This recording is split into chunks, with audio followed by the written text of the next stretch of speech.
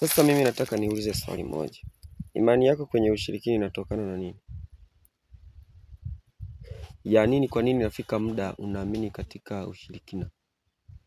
Na kwa nini inafika muda unaamini katika nguvu za giza? Kumbuka aliyeziumba nguvu za giza hazijakuwepo tu. Kwa aliyeziumba ni mkubwa zaidi kuliko zenyewe. Yaani ukiona umetengeneza kitu, tunajua kwamba kile kitu ni kidogo kuliko wewe. Yaani wewe ndo mkubwa. Kwa nguvu za giza zipo na Mungu yupo, lakini kikubwa zaidi ni Mungu. Wote tunaishi kwa neema ya Mungu, sija kudanganya mtu.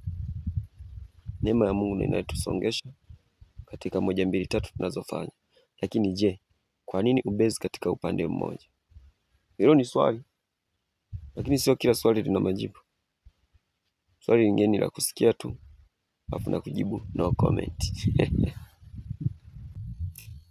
Take your mind.